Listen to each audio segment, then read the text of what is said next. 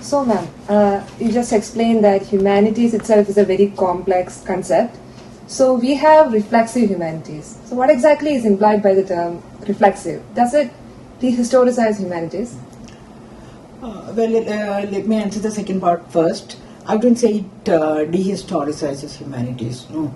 See, humanities without a historical foundation is something very difficult to take in. It certainly is rooted in the very processes of history, so it certainly does not dehistoricize humanity. But then, I would say the humanities discipline itself is undergoing a series of changes in these days, and what we suggested by I mean myself and Arya Ayyappan, who is now teaching at Christ University, Bangalore, we had been kind of thinking about the possibilities of opening up the idea of, say, studies, and what will happen when we kind of append humanities to the idea of studies. Let me give you an example to make this point. Like you say something like digital studies or legal studies. It means that it's a very rigorous form and a very branch of knowledge which has boundaries which are very clearly delineated. But the moment we add on to this suffix of humanities onto that, there is a certain kind of organic opening up of the discipline, and the human conscience enters there. The human interest becomes central to studies, where if earlier it had been something which I wouldn't say totally dehumanized, but where the human being was not at the center position, the moment the humanities, the notion of humanities is added onto this, it becomes something, it changes its shapes and contours and interest totally. That's what I feel.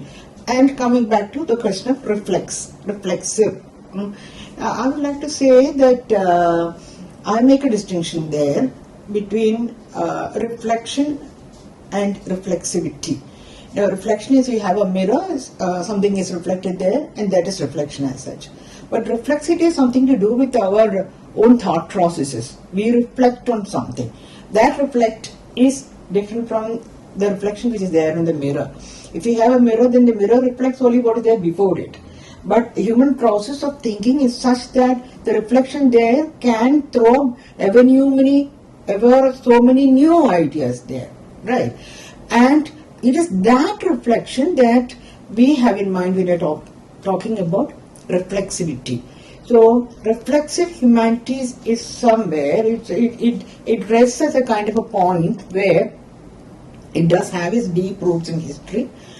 And the core humanities disciplines, we are taking a few humanities disciplines here in our study. They stand modified by the addition of the two key terms. One is reflexivity and the other is humanity. And we would like to combine reflexivity with humanity, and that's how we came up with this idea of reflexive humanity, which is an umbrella term. And it is not a kind of a term that reduces what we place into it, but something which opens up. So it works in the other direction. And we have chosen here the disciplines like digital humanities, environmental humanities, legal humanities, health humanities, and so on. And it's a list is endless. It's like only that for sake of the talk series that we are organizing in connection with this, we are limited ourselves to 6 schools. And it's a continuous thing, and we may be able to add another 6 or even more to this. Each one of these bodies of study would lend itself to open interpretations if we append the term reflexive humanities to that.